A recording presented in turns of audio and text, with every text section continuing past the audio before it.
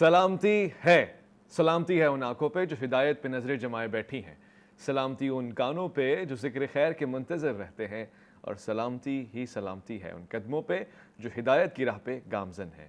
السلام علیکم ورحمۃ اللہ وبرکاتہ۔ تمام تعریفیں خدائے بزرگ برتر کے لیے جو وحد اللہ شریک ہے، نہ کوئی ثانی ہے نہ کوئی ہمسر ہے۔ درود لا محدود محبوب رب الودود، راحت العاشقین مراد المشتاقین حضرت محمد مصطفیٰ، آپ کی آل پاک، آپ کے جانثار انصار اور اصحاب پر۔ ضمن آپ دیکھ رہے ہیں الف لام میم، اور میں آپ کا میزبان محمد اویس ربانی تہہ دل سے آپ کو کہتا ہوں خوش آمدید۔ اینٹی ریپ بل پاکستان کی نیشنل اسمبلی نے پاس کیا۔ گویا 18 نومبر 17 نومبر کی تاریخوں میں اس بل کو ایک جمہوری طریقے سے پاس کرا لیا گیا اور اس کی گونج دور تک گئی ہے۔ حالیہ دنوں میں آپ نے یہ بھی سنا کہ بہت سارے کیسز آئے۔ ڈپلومیٹ نور یعنی ڈپلومیٹ کی صاحبزادی نور کا کیس بھی آپ کے سامنے نمایاں رہا۔ اس سے پہلے بھی کئی ایسے کیسز رہے۔ شہزادی زینب کا کیس بھی ہمارے اس ملک میں خبر بن کے گونجتا رہا، اور اس کے بعد لوگوں نے احتجاج بھی کیا، عدالتوں میں بھی یہ کیس گیا، اور ایسے بہت سارے واقعات، درجنوں سینکڑوں واقعات ہیں۔ مگر حالیہ طور پہ اس بل کی نوعیت تھوڑی منفرد ہے۔ یہ بل کیا کہتا ہے مزید پروگرام میں بات ہوگی، مگر 4 مہینے کے اندر فیصلہ سنایا جائے، اسپیشل کورٹ تشکیل دیے جائیں، اور خاص طور سے ایک اور چیز ہے جس پہ ہم بات کریں گے، جس کو ہم کہتے ہیں اس زبان میں جس کا لفظ استعمال کیا ہے، بی بی سی نے بھی اس کو ایسے ہی کوٹ کیا، کیسٹریشن، یعنی اس کو ان صلاحیتوں سے معذور کر دیا جائے گا جن کی بنیاد کو، یعنی جن کو غلط استعمال کرتے ہوئے اس نے ریپ، گینگ ریپ اور اس طرح کے معاملات میں الجھایا۔ البتہ یہ کہ اس میں سزا بھی ہوگی تو کس نوعیت کی ہوگی، یعنی کسی کو بھی نامرد کر دینا یا پھر اس کو سدا جیل میں ڈال دینا، یہ کس حد تک فائدہ مند رہے گا سوسائٹی کے لیے، جرم کے اثرات کس حد تک نمایاں رہیں گے، مجرم کس حد تک سزا پا سکے گا اور جرم کو کس حد تک دبایا جا سکے گا۔ آج اس پہ بات ہوگی اسلامی نقطہ نظر کیا ہے، معاشرہ کیا کہتا ہے، قانون کیا کہتی ہے، اور تعزیرات کیا کہتے ہیں۔ آج اس پہ بات کریں گے ہم۔ ہمارے ساتھ تشریف فرما ہیں بہت ہی پیارے، بہت ہی مخلص انداز سے گفتگو کرنے والے اور بہت ہی آسان کر کے پیش کرنے والے، دین میں بہت ساری باتیں جو آپ کو سمجھ میں نہیں آتی مولانا طاہر عباسی صاحب سے پوچھتے ہیں اور آسان ہو جاتی ہیں۔ السلام علیکم ورحمۃ اللہ۔ وعلیکم السلام ورحمۃ اللہ وبرکاتہ۔ سیاست تشریف فرما ہیں، بہت ہی پیاری، وکیل ہیں اور ایک سوشل ایکٹیوسٹ بھی ہیں، قانون کی نمائندگی بھی کرتی ہیں، اور قانون کے حوالے سے مختلف پروگرام میں آپ ان کو بیٹھا ہوا پائیں گے۔ میں خوش آمدید کرنا چاہتا ہوں سیفی علی خان صاحبہ، السلام علیکم۔ جی وعلیکم السلام۔ سیاست تشریف فرمائے ہمارے پاس اسلام آباد اسٹوڈیو میں موجود ہیں۔ میں خوش آمدید بھی کہوں گا اور آپ سے یقینی طور سے بہت سارے سوالات بھی پوچھوں گا جو آج کے پروگرام کے ٹاپک سے بہت زیادہ جڑے ہوئے ہیں۔ بہت ہی پیاری گفتگو کرتے ہیں اور اتفاق اور اتحاد اور عدل سے کام لیتے ہیں۔ علامہ امین شہیدی، السلام علیکم ورحمۃ اللہ۔ وعلیکم السلام ورحمۃ اللہ وبرکاتہ۔ سب سے پہلے مولانا صاحب سوال یہی ہے، اس بل کے پیش نظر ہم جب دیکھتے ہیں تو پاکستان کو بنے ہوئے تو کافی سال ہو چکے ہیں، یہ بار بار نئی چیزیں آتی ہیں، کیا اسلام اپڈیٹ ہو رہا ہے یا پاکستان کے قوانین اپڈیٹ ہو رہے ہیں؟ اور خاص طور سے اس بل میں جو بات کی گئی ہے، اسلامی نقطہ نظر کیا ہے، زنا بالجبر اور زنا بالرضا کا فرق کیا ہے، اور ان کے مجرمین کو کس طرح سزا دینی چاہیے؟ بسم اللہ الرحمن الرحیم، نحمدہ ونصلی علی رسولہ الکریم، اما بعد، اعوذ باللہ من الشیطان الرجیم۔ الزانیۃ والزانی فاجلدوا کل واحد منہما 100 جلدہ ولا تأخذکم بہما رأفۃ فی دین اللہ ان کنتم تؤمنون باللہ والیوم الآخر ولیشہد عذابہما طائفۃ من المؤمنین، صدق اللہ العظیم۔ بھائی اویس صاحب، اسلام ایک آفاقی مذہب ہے۔ اسلام کا دائرہ کار محض پاکستان، ہندوستان یا محض مشرق وسطیٰ، مڈل ایسٹ، جناب علی مغربی ریاستیں نہیں ہیں، اور نہ ہی اسلام کا دائرہ کار موجودہ گلوبلائزیشن سے ہے۔ اسلام ایک وسیع اور آغاز دنیا سے لے کر رہتی دنیا تک سلامتی قائم کرنے والا ایک مذہب ہے۔ رسول اکرم صلی اللہ علیہ وسلم کی آمد سے لے کر اور اس صبح تک جب سورج مغرب سے نکلے گا اور مشرق میں چلا جائے گا، اس وقت تک کی آفاقیت، سالمیت، امن و امان اس میں پنہا ہے، یہ ہم سب کا ایمان ہے۔ بے شک۔ جب ہم اس بات پر ایمان رکھتے ہیں اور یہ پرسپشن اپنا ایک نظریاتی پرسپشن، ایک عقیدے کے طور پر رکھتے ہیں، تو ایسی صورت میں ہمیں اسلام کے ہر حکم کے اندر خیریت، عافیت اور رحمت و برکت نظر آنی چاہیے۔ No doubt. اگر ہمیں اس میں کسی قسم کی کوئی اپنی شخصی رائے نظر آ رہی ہے تو اس کا مطلب یہ ہے کہ پھر یہ فرق ہمارے اندر کا ہے، اسلام کا فرق نہیں ہے۔ ٹھیک ہے۔ اللہ تعالیٰ کا ایک فرمان ہے، وَلَا تَأْخُذْكُمْ بِهِمَا رَأْفَةٌ فِي دِينِ اللَّهِ إِن كُنتُمْ تُؤْمِنُونَ بِاللَّهِ وَالْيَوْمِ الْآخِرِ۔ دیکھو جو زانیہ اور زانی کے بارے میں 100 کوڑے کا فیصلہ کیا گیا ہے، اب میں یہاں اپنی بات کو 2 حصوں میں ڈیفرینشیٹ کروں گا، جس میں سے پہلا آپ سے سوال سے متعلق ہے، دوسرے کو اس کے موقع پر ذکر کروں گا۔ ٹھیک ہے۔ اسلام یہ کہتا ہے کہ حدود اور قصاص کے اندر جو اسلام کا دائرہ کار ہے، اس میں وَلَا تَأْخُذْكُمْ بِهِمَا رَأْفَةٌ فِي دِينِ اللَّهِ، ایسا نہ ہو کہ تمہارے دل میں ان کی کوئی محبت بیدار ہو جائے۔ اچھا، کن کی؟ گناہگار جو مرد ہے، جو زانیہ ہے، جو زانی ہے، ان کے بارے میں تمہارے دل کے اندر کوئی نرم خیال آ جائے، ایسا نہ ہو جس کی وجہ سے تم اس ضابطے کے اندر کوئی تبدیلی کر بیٹھو۔ ٹھیک ہے نا جی؟ ٹھیک ہے۔ اب اسلام خود اس معاملے کے اندر بہت ہی شدت رکھتا ہے، اور یہ وہ جرم ہے جس کے واضح الفاظ میں حدود ذکر کی گئی ہیں، اور اسلام اس معاملے کے اندر بغیر کسی رعایت کے معاملہ کرنے والا مذہب ہے۔ اور یہ زنا وہ چیز ہے کہ یہی تو وہ گناہ ہے جو ہمیں ہمارے دین سے اور اوروں کے دین سے تفریق میں لاتا ہے، اور زنا سے جو نسل کا اختلاط ہے وہ اسلام کا عین مد نظر ہے کہ یہ نہیں ہونا چاہیے۔ صحیح ہے۔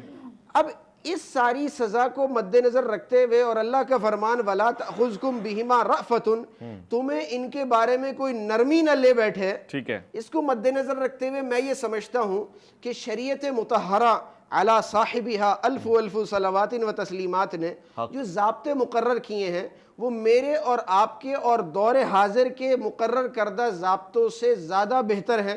مختصراً 100 کوڑے کی سزا ہے تو وہ دینی چاہیے۔ جو اسلام نے ضابطہ رکھا ہے اس کا حقیقی اجرا ہونا چاہیے۔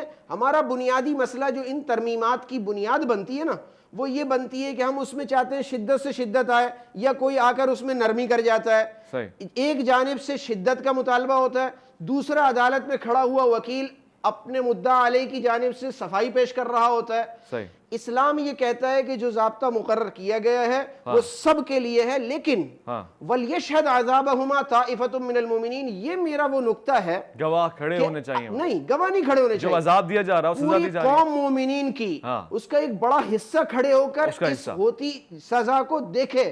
وَلَكُمْ فِي الْقِصَاصِ حَيَاتٌ يَا أُولِي الْأَلْبَابِ، ان حدود اور قصاص کے عملی اجرا کو دیکھنے میں ان سب چیزوں کا سدباب ہو سکتا ہے۔ اس کے علاوہ جتنے چل چاہے بلوں میں ترمیمات کرتے جائیں، کوئی فرق نہیں پڑنے والا اویس بھائی۔ ٹھیک ہے، کوئی فرق نہیں پڑنے والا۔ ٹھیک ہے، میں علامہ امین شہیدی صاحب کی طرف آتا ہوں، یہ سوال آپ کے سامنے رکھتا ہوں۔ اس میں تو کوئی ڈاؤٹ ہی نہیں ہے نا کہ اسلام آفاقی مذہب ہے، آفاقی دین ہے، اس میں راہ نجات بھی ہے، راہ فلاح بھی ہے۔ اتنی ساری باتیں ہم تعریف میں کہہ دیتے ہیں، مگر جب عمل کا نمونہ دیکھنے کو طلب کرتی ہیں آنکھیں، تو اس وقت پھر ہمیں یہ بات سمجھ میں نہیں آتی۔ اب ہم نئی نئی سزائیں ایجاد کرتے ہیں۔ اب اس میں یہ موجود ہے کہ اس کو نامرد کر دیا جائے گا اگر ریپیٹڈ گینگ کیسز ہوں گے، ریپ کیسز ہوں گے، اور واضح ہوگا یہ کسی طور سے اسلامی ہوگا اگر ایسا ہوگا علامہ صاحب تو؟ بسم اللہ الرحمن الرحیم۔ میں سب سے پہلے تو آپ کا شکریہ ادا کروں گا کہ آپ نے بڑے اچھے اور اہم موضوع پر اس پروگرام کا انعقاد کیا ہے۔ جزاک اللہ۔ دیکھیے، ہمارا بنیادی مسئلہ پاکستان کے اندر ہمارے عدالتی نظام میں، سیفی علی خان صاحبہ بیٹھی ہوئی ہیں، یہ تائید کریں گی میری یقیناً، کہ پاکستان میں بنیادی مسئلہ قانون سازی نہیں ہے، قانون پر عمل درآمد ہے۔ پاکستان میں قانون اسی کے لیے ہے جس کے پاس کوئی اور چارہ نہ ہو۔ قانون مجرم کو سزا کم دیتا ہے۔ ہمارے عدالتی نظام میں جو شخص جرم کا ارتکاب کر چکا ہوتا ہے اس کو اگر بروقت سزا دینے پر ہمارا نظام آمادہ ہو تو اس صورت میں کبھی بھی اس طرح کے جرائم جنم نہ لیں، اور پھر انسان کو اس طرح سے سوچنے کی ضرورت ہی محسوس نہ ہو کہ اگر کسی مرد نے ایسا کام کیا تو پھر اس کے ساتھ ہمیں کیا کرنا چاہیے۔ ہماری ایک مشکل ہے کہ ہم دو ایسی کشتیوں کے سوار ہیں جن میں سے ایک کشتی انگریز کی بنائی ہوئی ہے اور دوسری کشتی اللہ کی بنائی ہوئی ہے۔ اب ہم انگریز بھی رہنا چاہتے ہیں اور مسلمان بھی رہنا چاہتے ہیں۔ صحیح بات ہے۔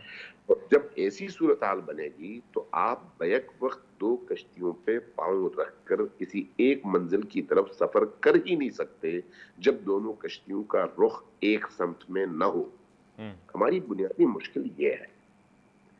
اگر آپ شریعت کی بات کریں گے تو شریعت چونکہ اللہ کی طرف سے ہے اور اللہ خالق انسان ہے، جی اس لیے انسان کی فلاح، بہبود اور اس کی نجات کی جو راہ اللہ بتاتا ہے وہ کوئی بشر بتا نہیں سکتا، ٹھیک ہے، اس لیے وہ خالق ہے، وہ مینوفیکچرر ہے، اس لیے وہی بتائے گا کہ اس انسان کو جزا کیسے ملنی چاہیے اور سزا کیسے ملنی صحیح ہے، چاہیے۔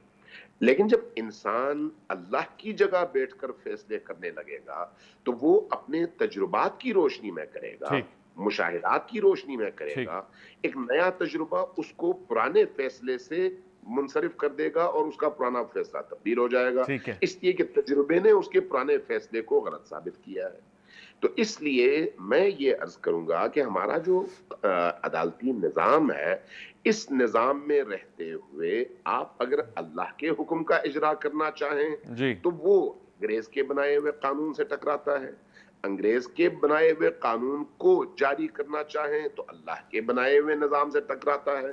اب ایسی صورتحال میں ہم خود دو کشتیوں کے سوار بن کر ہر روز ظلم سہ رہے ہیں، مجموعی طور پر میں قوم کی بات کر رہا ہوں، اور نتیجتاً دادا کے فیصلے پوتے کے زمانے میں بھی مشکل سے ہوتے نہیں ہوتے، ہوئے نظر آتے نہیں ہوتے، بالکل آپ صحیح کہہ رہے ہیں، پان والے کو سالوں ابھی قید آپ خانے نے میں رکھا گیا ہے۔ جی ہمارے عدالتی نظام کے حوالے سے وہ رپورٹ پڑھی ہے جس میں کہا گیا کہ 130 ممالک میں سے ہمارا نمبر قانون پر عمل درآمد اور عدل اور انصاف کی فراہمی کے لحاظ سے 126ویں نمبر پر ہے، اور اب یعنی 130ویں گویا نمبر پہ ہیں۔ ہم دنیا کے سب سے آخری نمبر پر وہ ملک ہیں جہاں پر کسی کو انصاف کی کوئی توقع ہو سکتی ہے۔ اب ایسے ملک میں مسئلہ آیا قانون سازی ہے یا قانون پر عمل درآمد ٹھیک ہے، خوب، میں ایک مختصر سے وقفہ لے رہا ہوں، اور اسی ملک میں اس آیت کے ماننے والے ہیں کہ اعدلوا هو اقرب للتقوی، عدل کرو وہ تقوی کے زیادہ قریب ہے۔ اس سے پتہ لگتا ہے ہم تقوی کے کتنے زیادہ قریب ہیں، اور تقوی جو اللہ کے زیادہ قریب لے کے جائے گا ہم اس کے کتنے قریب ہیں۔ یہاں تو بڑی دوری کا معاملہ ہے، فاصلے کو مٹانا ہے، واپس لوٹ کر آنا ہے۔ الف لام میم میں آپ کا انتظار ہے۔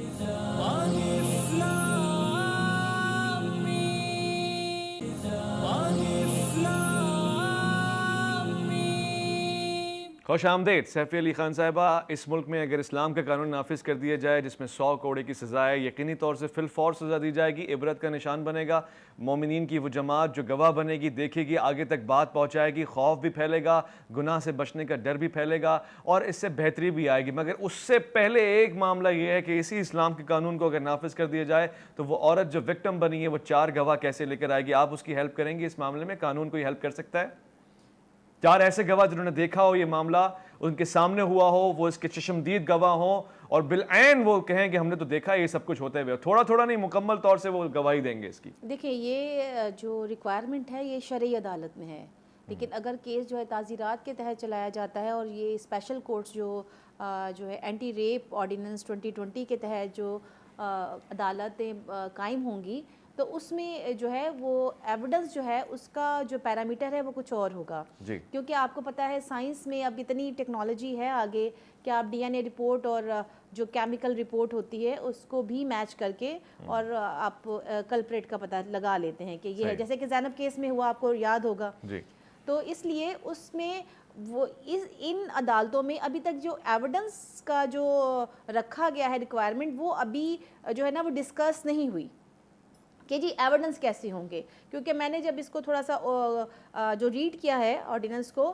اس میں کورٹوں کو بنانے کا طریقہ، اس کی فنڈنگ کے پرائم منسٹر فنڈ سے ہوگا، اگر صوبائی جو حکومتیں ہیں وہ ان کی جو سیلریز ہوں گی اس سے اسپیشل کورٹس کی وہ ان کو پرووائڈ کریں گی، اس کے علاوہ جو ہے کہ 4 مہینے کے اندر اس کا ٹرائل کمپلیٹ ہو جائے گا اور فیصلہ سنا دیا جائے گا، اور اس کے علاوہ یہ بھی اس میں ایڈ کیا گیا کہ اگر پولیس جو ہے وہ کوآپریٹ نہیں کرتی اور اگر مدعی کو یا کمپلیننٹ کو یا وکٹم کو کوئی شکایت ہے تو اس کی اس مس کنڈکٹ کے خلاف اس کو 3 سال کی سزا ہو سکتی ہے کہ اس نے جو ہے جان بوجھ کو ایویڈنس کو چھپانے کی کوشش کی یا ایکیوز کو اس نے ہیلپ کیا ڈائریکٹلی یا انڈائریکٹلی، ٹھیک ہے جی۔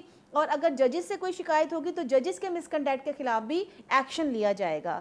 ٹھیک ہے, یہاں تک تو آپ لے کے بات چلتے ہیں, لیکن جو ایویڈنس ہے, ایویڈنس جو ہے وہ کیمیکل. دیکھیں 4 گواہ وہ 4 مہینے میں کبھی بھی نہیں پورے ہوں گے, کیونکہ ہم اس جوڈیشل سسٹم کا جو ہے وہ حصہ ہیں. اور اگر آپ کہیں گے 4 مہینوں میں 4 لوگ آپ گواہ بھی لے آئیں گے جنہوں نے بہت کلوزلی دیکھا ہوگا اور وہ گواہی دے دیں گے اور سزا ہو جائے گی, امپاسبل ہے یہ. یعنی اسلامی قانون اس وقت امپاسبل ہے مفتی طاہر عباسی صاحب کہ اس کو امپلیمنٹ کیا جائے, کیونکہ سائنس کو تو آپ ماننے کو تیار نہیں ہے, ویڈیو کو آپ ایکسیپٹ نہیں کریں گے اسلامی قانون میں, اور پھر وہ گواہ کیسے آئیں گے یہ آپ ہی بتا سکتے ہیں. ربانی صاحب اگر آپ مجھے اجازت دیں میں یہاں پر ایک بریکٹس میں ایک جملہ کہنا چاہوں گا. جی فرمائیے. دیکھیے بنیادی طور پر آپ نے چونکہ ایک پہلو کی طرف اشارہ کیا ہے کہ اسلام تو 4 گواہ مانگتا ہے, 4 گواہ ملیں گے تو مجرم کو سزا ہوگی ورنہ نہیں ملے گی. میرا خیال ہے خود اس کانسیپٹ کے اصلاح کی ضرورت ہے. ٹھیک ہے, اس دین کا کانسیپٹ یہ نہیں ہے. ٹھیک ہے, اگر اس میں کوئی شک نہیں کہ 4 گواہ چاہیے, اس میں کوئی شک نہیں جی, لیکن اگر 4 گواہ میسر نہ ہو شواہد کی بنیاد پر, دلائل کی بنیاد پر, جب قاضی یعنی جج اس نتیجے تک پہنچے اور وہ نتیجہ چاہے کسی بھی بنیاد پر ہو, اگر اس کو یہ معلوم ہو کہ اس مجرم نے یہ عمل انجام دیا ہے, اب اگر 4 گواہ نہ بھی ہوں تو قاضی اپنے علم کے مطابق اس مجرم کو سزا دے سکتا ہے, اور اس کے لیے سائنسی طور و طریقے بھی استعمال کیے جا سکتے ہیں اور وہ تمام ذرائع استعمال کیے جا سکتے ہیں جس کے نتیجے میں جرم ثابت ہو. اس لیے 4 گواہ ایک پہلو ہے, تمام پہلو نہیں ہے. لہذا صرف 4 گواہوں کی بنیاد پر کسی کیس کا فیصلہ نہیں ہوتا, بلکہ اگر 4 گواہ موجود نہ ہوں تو دیگر ذرائع تلاش کیے جاتے ہیں جس کی بنیاد پر اگر جرم ثابت ہو تو اس مجرم کو سزا ملے. اور اس کے لیے 4 مہینے, اب آپ کے اس جوڈیشل کے سسٹم میں 4 مہینے بہت کم ٹائم ہے, لیکن جب شرعی عدالت ہوگی تو وہاں پر 2 + 2 4 کی طرح سے مجرم سامنے آ جاتا ہے. جج کا علم بھی اس مجرم کو سزا دینے میں ایک مؤثر رول پلے کرتا ہے اور اس کے نتیجے میں فوری طور پر سزا ملتی ہے. بالکل آپ بجا فرما رہے ہیں. جج ظاہر علم لدنی کا تو مالک ہوگا نہیں, کچھ شواہد ہوں گے, کچھ گواہ ہوں گے, کچھ ایسے پروفز اس کے سامنے ہوں گے جس کے ذریعے اس کے علم میں اضافہ ہوگا, ورنہ تو قانون بھی اندھا ہوتا ہے. مفتی طاہر عباسی صاحب, اس اندھے قانون کو بینائی کیسے دی جائے گی اگر گواہ وہ عورت نہ لا سکے, ویڈیو کو آپ ایکسیپٹ نہ کریں, دیگر شواہد کو ہم نہ مانیں. اور پھر آگے بڑھ کے ایک بات اضافی سوال کے طور پہ رکھ رہا ہوں کہ آج کے دور میں کوڑے پڑتا ہوا انسان دیکھ کر مطمئن ہو جائے گا کہ آج بھی کوڑے مارنا ہی اسلام کا قانون ہے, یا کوئی دوسری سزا بھی ہو سکتی ہے اس کی؟ دیکھیے اویس صاحب, بہت ہی وضاحت کے ساتھ علامہ صاحب نے ایک بات تو کہہ دی. میں اس میں یہ بھی ساتھ کہوں گا چونکہ آپ کا سوال تھا کہ یہاں آپ کی بات کے 2 معنی بنتے ہیں. ایک معنی تو وہ ہے کہ جس سے یہ لگتا ہے کہ شریعت اپنے ضابطوں میں کوئی ترمیم کرے, جو کہ آپ کے معنی نہیں ہے. جی, بادی النظر میں یہی معنی نظر آ رہا ہے. بہرحال کہ شریعت 4 گواہوں کے مسئلے کو ختم کرتے ہوئے وہ ڈی این اے ٹیسٹ اور اس طرح کی ٹیسٹنگ اورینٹڈ بات کرے, الاؤ کر دے, وہ نہیں ہو سکتا. ایک بات. ٹھیک ہے. اور دوسرا زاویہ نظر یہ ہے کہ شریعت کے قانون میں ترمیم کے بجائے ہمارے عدالتی نظام میں ترمیم لائی جائے, جیسا کہ محترمہ سیفی علی خان صاحبہ نے فرمایا. تو میں یہ سمجھتا ہوں کہ اس بحث اور تمحیص کے بجائے, اس پر تو ایک مختصر سا جواب میں دے دیتا ہوں, لیکن ضرورت اس امر کی ہے کہ جہاں پر گواہ پورے ہوتے ہیں, مثال کے طور پر جیسے گینگ ریپ کا واقعہ ہوتا ہے, اجتماعی زیادتی کی صورت میں 4 نہیں 15 آدمی گواہ ہوتے ہیں, مجرم بھی وہی ہوتے ہیں, مجرم بھی وہی ہوتے ہیں, خود اپنی گواہی دیں گے. ایسے کیسز کے اندر میرا سوال تو بنتا ہے نا کہ ہماری عدالتوں نے اب تک کیا تاریخ رقم کی ہے. ہماری عدالتیں, ہمارا نظام جب کسی چیز کو ہائی پروفائل قرار دیتا ہے تو وہ اس کو راتوں رات نسلہ ٹاور بنا کر قاضی القضات آ کر گرا جاتا ہے. لیکن زینب کیس میں جب ہائی پروفائل بنا وہ کیس, ٹھیک ہے جلد از جلد ہو گیا. شریعت تو یہ کہتی ہے کہ ضرورت اس چیز کی ہمارا ہر کیس ہائی پروفائل ہو. دجلہ کے کنارے اگر کوئی بکری جو ہے وہ بغیر پانی کے مرتی ہے, امیر المومنین رات جاگتا ہے, ضرورت اس چیز کی ہے، خوب، آپ اس پر بات کریں. اس پہ بات کرتے ہیں. قاضی القضات صاحب کو یہ پیغام جانا چاہیے کہ آپ کی اللہ کے ہاں جواب دہی ہے. جیسے آپ کا ہائی پروفائل کیس جو ہے کراچی کی غیر اجازت شدہ تعمیرات کو گرانا ہے، ویسے یہ زنا کے کیسز بھی ہیں. بالکل، اس میں کوئی دو رائے نہیں ہے. اگر جرم بڑھ رہا ہے تو کہیں نہ کہیں قانون کو زیادہ اچھی طریقے سے پرفارم کرنا چاہیے، مگر خطیب، خطبہ، مسجد، مدرسے اور وہ تمام حضرات جن کے ہاتھ میں ممبر ہے، شعبہ تدریس ہے، اسکول، کالجز، یونیورسٹیز، وہاں بھی تھوڑا سا ایکٹیو ہونے کی ضرورت تو ہے، کیونکہ کہیں نہ کہیں تبلیغ کی ذمہ داری، اصلاح کی ذمہ داری تو ہماری ہی ہے، اور ہم نہیں کریں گے تو کون کرے گا. میں وقفے پہ جا رہا ہوں، مگر ایک سوال پوچھنے کی جرات ضرور کرنا چاہتا ہوں. جب لوٹ کر آؤں گا تو سوال دوبارہ سے دہرا دوں گا تاکہ عزیز من خواتین حضرات آپ بھی سن لیں. میں مفتی صاحب سے پوچھنا چاہتا ہوں، اگر میں صحیح سمجھا ہوں اور قرآن کی آیات و تفاسیر یہ کہہ رہی ہیں کہ جس کے ساتھ ظلم ہو رہا ہے، زنا بالجبر ہو رہا ہے، وہ 4 گواہ ایسے لے کر آ سکتی ہے تو لے کر آئے جو بالعین دیکھ رہے ہوں اس پورے معاملے کو، تو کیا مفتی صاحب آپ ایسی سچویشن میں کھڑے ہو کے گواہ بننا پسند کریں گے کہ سامنے آپ کے ریپ ہو رہا ہو اور آپ عادل بھی ہوں، شریف بھی ہوں اور دیکھ بھی رہے ہوں، روک بھی نہ پائیں اور اس کے بعد آپ گواہی دیں؟ لوٹ کر آؤں گا. الف لام میم میں آپ کا انتظار ہے.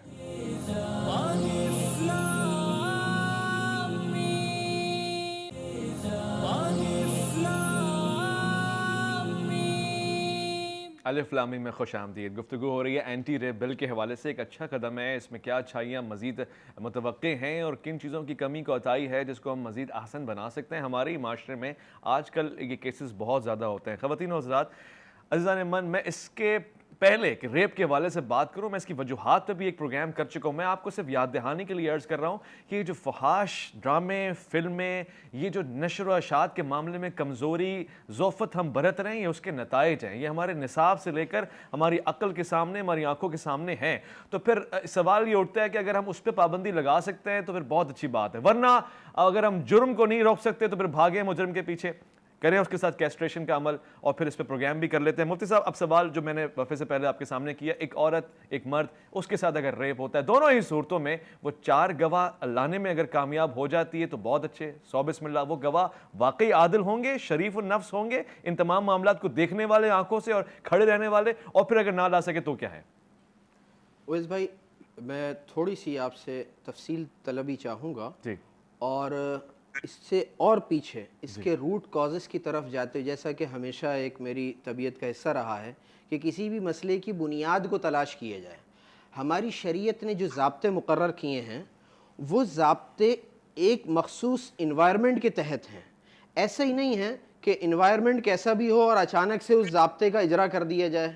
شریعت یہ کہتی ہے کہ ایک خاتون کو ایسی علیحدگی زیبا نہیں ہے کہ جس کے اندر، ذرا غور سے پوری بات سنیے گا، میں اسی لیے آپ سے وضاحت چاہ رہا ہوں کہ خاتون کی ایسی علیحدگی یا ایسی 3 دن کی مسافت تک کا سفر کر لینا کہ جس میں وہ اکیلی ہو، یہ اس انوائرمنٹ کا شریعت تقاضا کرتی ہے جس انوائرمنٹ میں پہنچنے کے بعد ہم یہ کہیں گے کہ اب ایک عورت کے ساتھ اگر کوئی زیادتی ہوتی ہے تو وہاں 4 افراد ہوں گے. لیکن اگر انوائرمنٹ ایسا دے دیا جائے کہ جہاں، اب جگر تھام کے بیٹھو، جہاں ایسی صورتحال بنتی ہو کہ ایک عورت خود سے اپنے لیے ایسے اسباب مقرر کر دے، ایسے مواقع فراہم کر دے، آپ اس پر کیوں نہیں آتے؟ ایسا ماحول کیوں فراہم کیا جاتا ہے کہ جہاں علیحدگی میسر ہو، جہاں علیحدگی میں کوئی آدمی استحصال کرے؟ پھر ایک بہت اچھی بات جو بات آئی کہ اس میں لفظ خواتین کو ہٹا دیا جائے، یہ ذرا مناسب نہیں لگتا. یہ استحصال جو ہے یہ مردوں کا بھی ہوتا ہے، مردوں کا بھی ہو جاتا ہے. ابھی ویڈیو دیکھی مولانا صاحب کر رہے تھے اس کا استحصال، ہم نے دیکھا. جی ہاں، تو ہر قسم کا آدمی کر لیتا ہے یہاں تو استحصال، کسی بھی طبقے سے تعلق رکھتا ہو. تو اب اس میں یہ سمجھتا ہوں کہ ایسے ماحول کو بنانے کی ضرورت ہے کہ جہاں واقعی اگر کسی عورت کے ساتھ ہماری کسی ماں بہن بیٹی یا کسی معززہ کے ساتھ کوئی دست درازی کرتا ہے تو ایک مجمع دیکھ رہا ہو. 4 گواہ قائم ہونے کون سا مسئلہ ہے جناب؟ مسئلہ نہیں ہے. جی ہاں، قاضی صاحب بہت بڑا مسئلہ ہے. مفتی صاحب، وکیل صاحب آپ بتائیں مسئلہ ایک گواہ نہیں ملتا، آپ 4 گواہ کہہ رہے ہیں. دیکھیں جب ایک گواہ وہاں نہیں ملے گا جب ماحول خود فراہم کیا جائے گا. جب ماحول اگر ایسا، آپ دیکھیں اس پر ضرور بات کریں کہ ایسا ماحول ہماری خواتین فراہم نہ کریں کہ جہاں گواہ قائم ہونے ہی مشکل ہو جائے. بات یہ ہے کہ ہمیشہ سے نا یہ جو ایک ایکسکیوز لیا جاتا ہے نا کہ عورتیں کپڑے نہ ایسا پہنیں, عورتیں ایسی جگہ پہ نہ جائیں کہ ان کا ریپ ہو جائے, تو مطلب کیا ہے کہ عورت کو کوئی رائٹ نہیں ہے کہیں جانے کا, یا اس کو کپڑے مرد کے لیے بھی تو حکم ہے کہ وہ بھی اپنی نگاہیں نیچے کپڑے رکھے. پہننے کا رائٹ ہے, نہیں, کپڑے نہ پہننے کا رائٹ ہاں نہیں ہے. کپڑے پہننے نہیں, آپ لوگ جیسی بات کرتے ہیں کہ جی وہ خود چلی جائے ایسے ماحول میں, اس کا دیکھیں میں آپ کو بتاؤں کتنی بھی کوئی ماڈرن عورت ہوگی نا کبھی نہیں چاہے گی کہ اس کا ریپ ہو, کتنی کوئی ماڈرن عورت ہوگی وہ ریپ کے لیے کبھی بھی نہیں تیار ہوگی, اور نہ ہی وہ ایسے ماحول میں جائے گی کہ جہاں پہ اس کا جو ہے ریپ ہو جائے. علامہ امین شیٹی صاحب آپ مسکرا رہے ہیں, مسئلہ تو ریپ کا ہے نا, آپ میری اس پہ وضاحت فرمائیں. ایسے معاملات میں جب عورت اختیار نہیں دے رہی, جبر ہو رہا ہے اس کے ساتھ, اب یہ بھی کورٹ کے کیسز ہیں اور اس طرح کے معاملات ہیں, ایک بیچاری مجبور عورت کو کوئی یقینی طور سے اسلام کوئی راستہ نکال کے دیتا ہوگا, اور ہم شاید اس کو سمجھ ہی نہیں پا رہے, آپ سمجھائیں گے تو سمجھ جائیں گے, وہ کیسے جنریٹ کرے, اپنا مقدمہ کیسے ون کرے. اس کے پاس 3 چیلنجز ہیں, ایک معاشرے کا سامنا کرنا, غیرت مند معاشرے کا سامنا کرنا, اور پھر ان گواہ کو سامنے لے کر آنا جو با غیرت گواہ ہیں, پورے مشاہدے میں شریک تھے, اور پھر ان ججز کے سامنے آنا. کیسے کرے گی؟ دیکھیے میرا خیال ہے ہم اپنے اس برصغیر کے معاشرے اور انوائرمنٹ کو دیکھتے ہوئے یہ بات کر رہے ہیں جی, اور اسلام کو بھی اسی انوائرمنٹ کے آئینے میں دیکھ رہے ہیں. صحیح. اسلام نے مرد اور عورت کے درمیان کوئی اس طرح کا امتیاز نہیں رکھا. اسلام کا قانون جہاں پر مرد کے لیے ہے وہیں پر عورت کے لیے ہے, جہاں عورت کے لیے ہے وہیں پر مرد کے لیے ہے. جب اسلام عورت کی حفاظت کے لیے کوئی بات کرتا ہے تو وہ بات عورت کے استحصال کے لیے نہیں ہوتا, عورت کی ترقی اور اس کے عروج کے لیے ہوتا ہے. اسی طرح سے مرد کے حوالے سے ہے. مرد کو اگر اسلام کسی چیز سے روکتا ہے تو اس کی عزت نفس اور اس کی شرافت کے پروان چڑھانے کے لیے روکتا ہے, کوئی اور وجہ نہیں ہوتی. اس لیے کہ اسلام انسانوں کے درمیان عورتوں کی فطرت سے بھی واقف ہے اور مرد کی فطرت سے بھی واقف ہے. اس لیے بجائے اس کے کہ ہم کہیں پر عورت کو بلیم کرنا شروع کر دیں, کہیں پر مرد کو بلیم کرنا شروع کر دیں اور اپنی اس موجودہ انوائرمنٹ میں یہ گفتگو کریں, ہمیں میرا خیال ہے جانا چاہیے خود دین کی روح کی طرف کہ دین کس طرح کا معاشرہ چاہتا ہے, کس طرح کا معاشرہ چاہتا ہے. آزادی کی ہر جگہ حدود ہوتی ہیں, ہر جگہ. کوئی ایسا انسانی معاشرہ اس روئے زمین پر نہیں ہے جہاں پر آپ آزادی کی حدوں کا تعین نہ کر سکیں. صحیح. آپ یورپ میں چلے جائیں, آپ کو ان انوائرمنٹس میں جہاں پر بہت سارے لوگ ہوں سگریٹ پینے سے منع کر دیا جاتا ہے. کیوں؟ اس لیے کہ آپ کو سگریٹ پینے کی آزادی ہے لیکن آپ کی آزادی کسی اور کی بربادی کا سبب نہ بنے. یہاں پر آپ کو روک دیا جاتا ہے. جب پردہ ہو, حجاب ہو اور باقی طور و طریقے ہوں, اگر کسی اور کو اشتعال دلانے کا باعث ہو, آپ یہ نہیں کہہ سکتے اس کو اشتعال کیوں آیا. اب یہ مرد کا بھی معاملہ ہے, عورت کا بھی معاملہ ہے. اگر کوئی مرد اپنا سینہ ننگا کر کے اپنے پٹھے اور مسلز دکھاتے ہوئے خواتین کے درمیان آئے تو اس کا مطلب یہ ہے کہ اس کو اجازت ہے؟ نہیں, اس کو بالکل اجازت نہیں ہے. کیوں؟ اس لیے کہ اس کے نتیجے میں ان خواتین کے اندر جو جذبات مشتعل ہوتے ہیں اس کا مجرم یہ مرد ہے. ٹھیک ہے علامہ صاحب, آپ کی بات سمجھ آ گئی ہے. میں مختصر پروگرام کو وائنڈ اپ کرنے لگا ہوں, مگر ایک سوچ یہ بھی تو کہتی ہے کہ ٹھیک ہے جس معاشرے میں مرد اپنا سینہ دکھا رہا ہے, پٹھے دکھا رہا ہے, شاید مرد کا اپنا جرم ہو سکتا ہے. جس معاشرے میں عورت بے نقاب ہے, برقع نہیں کر رہی, شاید وہاں مجرم ہو سکتی ہے. مگر اسی معاشرے میں جہاں برقع بھی کیا جاتا ہے, نقاب بھی کیا جاتا ہے, اس معاشرے میں ریپ کے وکٹم کے لیے کیا راحت ہے, کیا نجات ہے؟ یہ میرا سوال ہے کہ ریاست مدینہ میں بھی تو ہوتا ہوگا. بڑا آسان ہے. دیکھیں میں پہلے بھی عرض کر چکا ہوں کہ اگر کسی خاتون کے ساتھ ایسی کوئی زیادتی ہوتی ہے تو کیا خاتون پر ضروری ہے کہ وہ 4 گواہ لے کر آئے تو مجرم کو سزا ملے؟ نہیں, ایسا نہیں ہے. یعنی بغیر گواہ کے بھی سزا ہو سکتی ہے. اگر وہ خاتون عدالت میں پہنچتی ہے کہ میرے ساتھ یہ کیس ہوا ہے, اب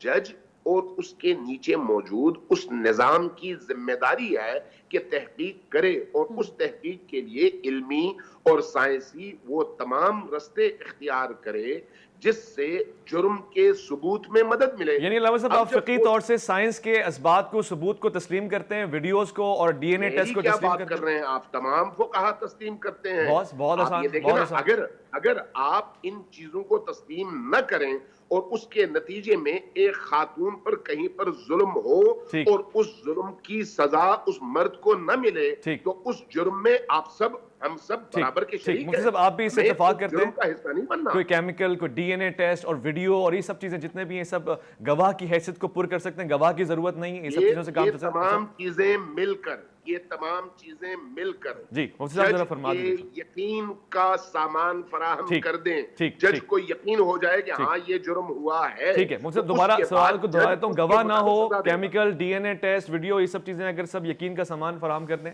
ہم بطور تائید ان چیزوں کو لے سکتے ہیں.